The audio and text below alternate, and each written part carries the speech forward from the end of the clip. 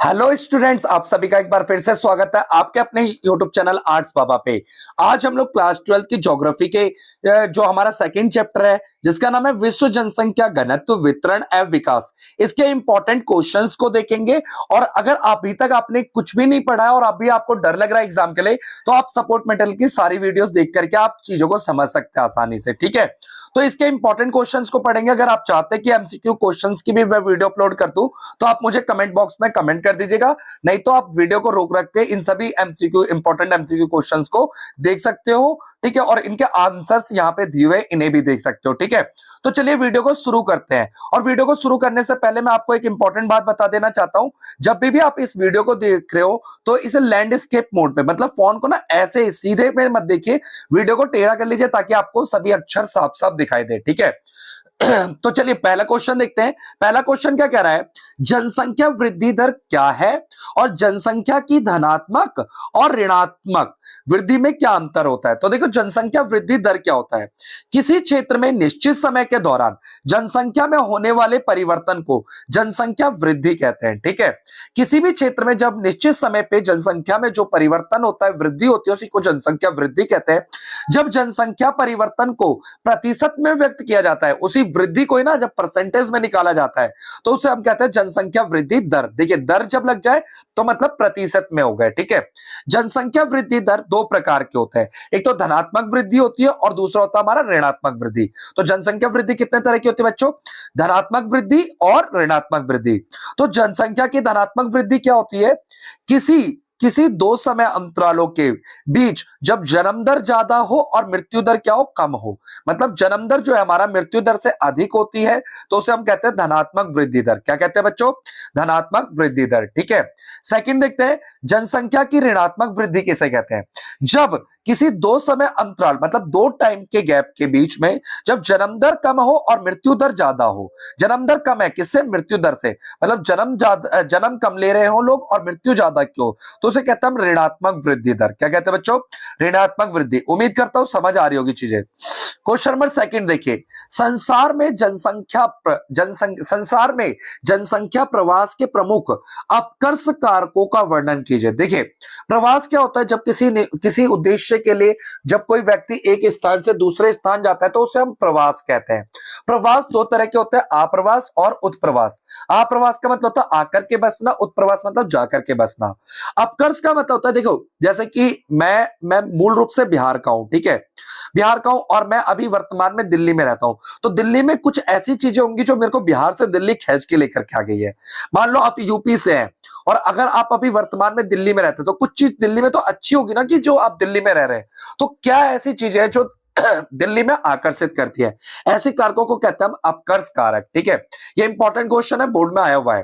प्रवास के sorry sorry माफ कीजिएगा, प्रवास के अपकर्ष कारक क्या होते हैं, तो अपकर्ष कारक क्या खींच के लाई है हमें दिल्ली, तो काम करने का बेहतर अवसर, रहन सहन की अच्छी दशाएं, शांति व स्थायित्व, अनुकूल जलवायु, जलवायु अच्छी है, और जीवन व संपत्ति की क्या यहाँ पे सुरक्षा है। ठीक है, नेक्स्ट क्वेश्चन देखते हैं। क्वेश्चन नंबर थर्ड क्या कह रहा है हमारा, संसार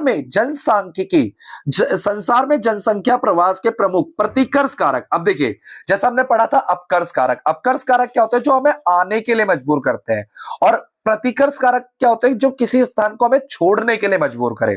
ठीक है, तो उद्गम स्थल को छोड़ने के लिए, तो क्या चीजें हैं जो हमें छोड़ने के लिए मजबूर करती है, पहले रहन सहन का निम्न दशाएं, रहने सहने का अच्छा स्टैंडर्ड ना हो जहां पे हम रह रहे हो वर्तमान में, तो हम वहां से छोड़ के दूसरी जगह चले जाएंगे। राजनीतिक परिस्थिति, जैसे चाइना उत्तर कोरिया का एग्जांपल ले लीजिए, वहां पे डेमोक्रेसी नहीं है तो ज्यादातर लोग वहां से निकलने की कोशिश करते हैं। ठीक है, चाइना का एक एग्जांपल ले सकते हैं। हमारे इंडिया में डेमोक्रेसी है, लोकतंत्र है, अब लोगों को अभिव्यक्ति की स्वतंत्रता है, राजनीतिक परिस्थितियां अच्छी हो।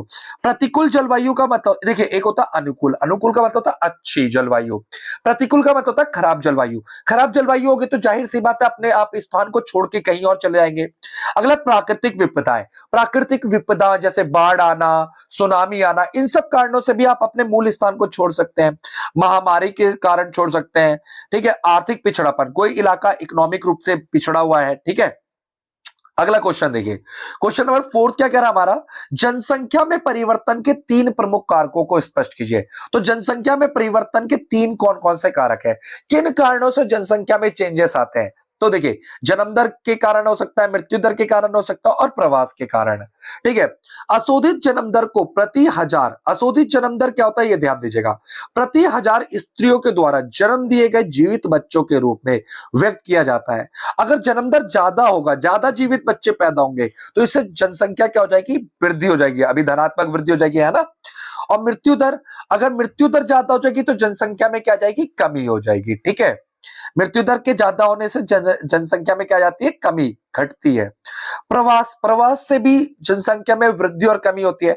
जैसा मैंने अभी बताया था आपको, प्रवास कितने तरह के होते हैं, 2 तरह के होते हैं, आप्रवास और उत्प्रवास। आप्रवास मतलब आकर के बसना, उत्प्रवास मतलब जाकर के। तो इससे भी जनसंख्या प्रभावित होती है। ठीक है, अगला क्वेश्चन देखते हैं, क्वेश्चन नंबर 5 क्या कह रहा है हमारा, किसी क्षेत्र में जनसंख्या वृद्धि व ह्रास के प्रमुख परिणाम बताइए।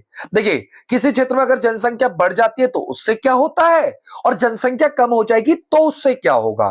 देखिए, जाहिर सी बात है, अगर किसी क्षेत्र की जनसंख्या में वृद्धि हो जाएगी तो वहां पे कुछ समस्याएं पैदा हो जाएंगी, जैसे संसाधनों पर, वहां के संसाधनों पर अत्यधिक भार पड़ जाएगा। ठीक है, जैसे मान लीजिए कि दिल्ली में अगर जो पूरे पूरे देश के लोग अगर दिल्ली में ही आ जाए, तो दिल्ली का जो ट्रांसपोर्ट है, मेट्रो है, डीटीसी बसेस है, ऑटो है, इन सब पे भीड़ बहुत ज्यादा बढ़ जाएगा, लोगों का संसाधनों पे भार बहुत ज्यादा बढ़ जाएगा। संसाधनों का बहुत तेजी से कम होने लगेगा, यूज करने लगेंगे लोग, तो ह्रास होगा। जनसंख्या के भरण पोषण में कठिनाई, लोगों की जरूरतें पूरी नहीं हो पाएंगी। विकास की गति अवरुद्ध होगी, अवरुद्ध मतलब रुकावट आएगी। अच्छा, जनसंख्या के ह्रास के क्या परिणाम, ह्रास मतलब कम होना, जनसंख्या कम होने के क्या परिणाम निकलेंगे, संसाधनों का हम अच्छे से यूज नहीं कर पाएंगे, समाज की आधारभूत संरचना स्वयं ही अस्वीकार हो जाएगी, जो लोगों की बेसिक नीड्स है वो खुद ही पूरी क्या कहते हैं, स्वयं ही क्या हो जाएगी, अस्थिर हो जाएगी। ठीक है, देश का भविष्य चिंता व निराशा में डूब जाएगा। ठीक है, अगला क्वेश्चन देखिए, क्वेश्चन नंबर 6 क्या है, जनसंख्या नियंत्रण के लक्ष्य को प्राप्त करने के लिए सरकार क्या तरीके अपना रही है। मतलब जनसंख्या को कंट्रोल करने के लिए सरकार कौन कौन से तरीके अपना रही है। पहला, परिवार नियोजन कार्यक्रम, मतलब फैमिली प्लानिंग कर रहे हो। ठीक है, अच्छे गर्भ निरोधक का सरलता से उपलब्ध, गर्भ निरोधक मतलब भाई जिससे ताकि जनसंख्या में रुकावट इजी टू मतलब लोगों को आसानी से मिल जाए। ठीक है, गर्भ निरोधक चीजें जो होती है। थर्ड क्या है हमारा, शिक्षा का प्रसार। अगर देखो, खासतौर पे विशेष स्तर स्त्रियों में अगर शिक्षा का विकास होगा तो जाहिर सी बात है कि शिक्षित लोगों को पता होगा कि भाई जनसंख्या वृद्धि से क्या नुकसान है। ठीक है, अगला क्वेश्चन देखिए, 6, ये 5 नंबर वाले क्वेश्चन है।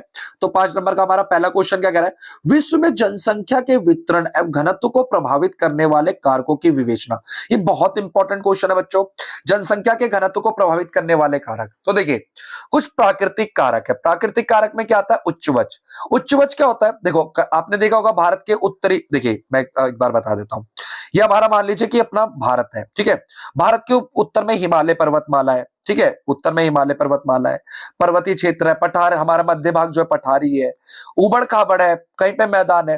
तो आपको पता है कि ज्यादातर लोग कहां पे रहना चाहते हैं, मैदानी इलाकों में, नदी के पास रहना चाहेंगे। ठीक है, तो इससे ताकि घर बनाने में आसानी हो, जीवन। ठीक है, दूसरा है जलवायु। जलवायु, ना तो ज्यादा लोग गर्म इलाकों में रहना चाहते हैं, ना ठंडे इलाकों में रहना चाहते हैं। कहां पे रहना चाहते हैं, जहां की जलवायु अनुकूल हो, अनुकूल मतलब अच्छी हो। ठीक है, अगला देखिए, मृदा। मृदा कैसी होनी चाहिए, उपजाऊ मिट्टी होनी चाहिए, आसानी से फसल उगा सके, जीवन निर्वहन कर सके, है ना। खनिज पदार्थ आसानी से मिल सके। ठीक है, खनिज वाले चैप्टर में मैं आगे पढ़ाऊंगा इस चीजों को। ठीक है, आप इसे पढ़ सकते हैं आसानी से रोक करके। ठीक है, वनस्पति, क्योंकि मेरे को पेपर के आपके बहुत कम दिन रह गए हैं, 2-3 दिन रह गए बोर्ड के। ठीक है, तो मेरे को सारी वीडियोस बनानी है, इसीलिए मैं थोड़ा जल्दी जल्दी कोशिश कर रहा हूं आपको समझ भी। अच्छा, इस बात की गारंटी दे रहा हूं कि अगर आपने इतनी ये सारे सपोर्ट मेटल की वीडियोस देख ली तो पेपर में जाने से पहले आप, इतना गारंटी दे रहा हूं कि आपका जो पेपर होगा 70 नंबर का, इसमें से 70 में से ना 60 आपके कहीं भी नहीं गए। ठीक है, 60 अगर आपने अच्छे से कर लिया तो 60 से 65 के बीच, अगर थोड़ी राइटिंग वाइटिंग का रहेगा तो 55, 60, 65 के बीच नंबर आएंगे। क्योंकि ज्यादातर पेपर जो है सीबीएसई का, कि यहां सपोर्ट मेटल से बहुत सारे क्वेश्चन फंसते हैं, अगर आप सीनियर से पूछोगे तो वो भी बता देंगे। वनस्पति, वनस्पति आपकी अच्छी, ज्यादा घनी नहीं होनी चाहिए। देखो, घनी वनस्पति में थोड़ी रहते लोग, जंगलों में थोड़ी रहते हैं, है ना। जल की उपलब्धता, पीने का पानी आसानी से मिल जाए। अब देखिए आर्थिक कारक, ये तो जितने भी अभी हमने पीछे पढ़े ये कैसे कारक थे हमारे, हम बोल सकते हैं भौतिक कारक थे। कैसे कारक थे? प्राकृतिक कारक थे, ठीक है। अब आर्थिक कारक में परिवहन का विकास, जहां पे परिवहन अच्छे होते हैं, डेवलप होते हैं, वहां पे ज्यादा लोग रहते हैं। नगरीकरण, औद्योगिकरण, औद्योगिक क्षेत्रों में लोगों को रोजगार मिलता है तो वहां पे ज्यादा लोग रहते हैं नगरीय क्षेत्रों में, है ना। आगे देखो धार्मिक सांस्कृतिक कारक भी प्रभावित करते हैं। धार्मिक कारक में भाई को, जैसे कि अपने धार्मिक कारकों से लोग अपने देश को छोड़ने के लिए मजबूर हो जाते हैं। दूसरे विश्व युद्ध के दौरान यहूदी लोगों ने यूरोप को छोड़े थे, ठीक है, और इजराइल में जाकर के बस गए थे, ठीक है। धार्मिक कारकों में राजनीतिक कारक, किसी देश में गृह युद्ध वगैरह चल जाए, अशांति हो जाए तो वहां के लोग उस देश को छोड़ के चले आते हैं, है ना। तो ये बहुत इंपॉर्टेंट क्वेश्चन है, इससे कर लीजिएगा।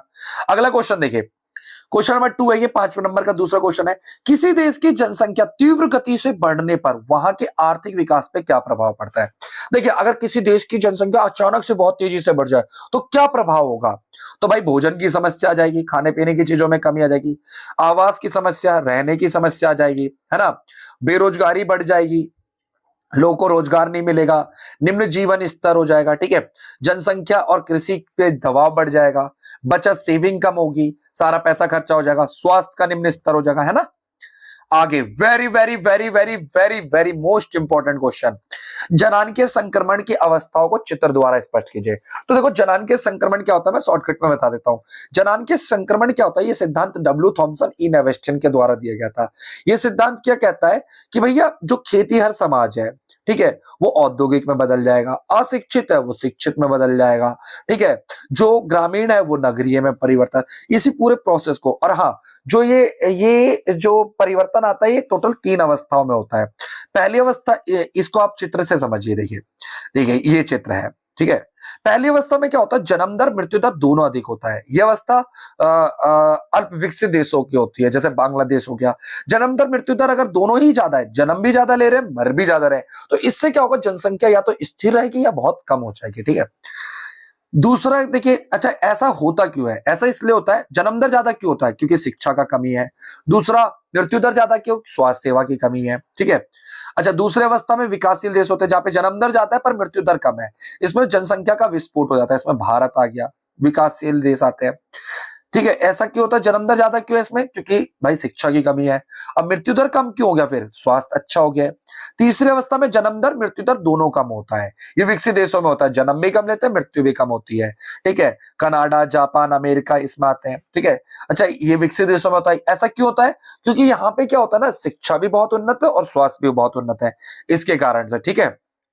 अब देखिए ये एक ग्राफ वाला भी क्वेश्चन आ जाता है जिसमें ग्राफ से क्वेश्चन पूछ लेते हैं। ये टोटल दुनिया के 10 बड़े देश है जनसंख्या के हिसाब से, नंबर 1 पे चीन है। अब देखिए कई बच्चे कहेंगे कि नहीं भाई नंबर 1 पे भारत आ गया। देखो भारत में भी ऑफिशियली जनगणना नहीं हुई है, तो अभी तक जब तक ऑफिशियल जनगणना नहीं होगी तब तक तो हम चीन को ही अभी नंबर 1 मान लेते हैं, ठीक है। तो चीन है, फिर दूसरे पे भारत है, फिर तीसरे पे अमेरिका है, फिर इंडोनेशिया है, ब्राजील है, पाकिस्तान है, नाइजीरिया है, रूस है, बांग्लादेश, रूस, मैक्सिको, ये टॉप 10 कंट्री है। इससे क्वेश्चन पूछ लेता है, जैसे सबसे संघनन जनसंख्या वाले देश का नाम लिखिए, तो चीन में है। दूसरा, चीन एशिया महाद्वीप के कुल कितने देशों को दर्शाया गया है? तो जो एशिया महाद्वीप में कुल कितने देशों को दिखाया गया? तो 6 देशों।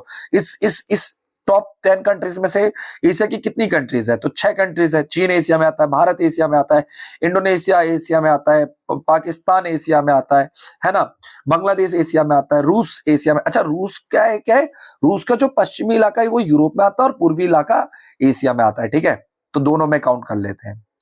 एशिया भू आकृति किस प्रकार के जन संगठन घनत्व को प्रभावित करती है?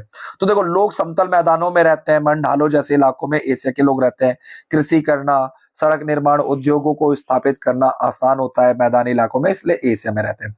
तो कैसी लगी वीडियो को कमेंट करके बताइएगा। बहुत कम टाइम था इसीलिए मैं जैसा भी आपको मैं वीडियो दे पा रहा हूँ, ठीक है। अगर थोड़ा अच्छा ना लगा हो तो कमेंट करके वो भी बताइएगा। अगर कोई पर्सनल हेल्प चाहिए हो तो मेरा व्हाट्सएप नंबर ले लीजिए आप लोग, 7042387338, मेरा ये व्हाट्सएप नंबर है। आप कभी भी व्हाट्सएप करके मेरे से कोई नोट्स वगैरह चाहते हो तो ले लीजिएगा, ठीक है। नोट्स के कोई चार्जेस वगैरह नहीं है, पर हाँ आप अपने भाई के चैनल को सपोर्ट कीजिए, अपने फ्रेंड्स के साथ क्लास ग्रुप में इसे शेयर करना ना भूले। जय हिंद, जय भारत, मिलता है अगली वीडियो में।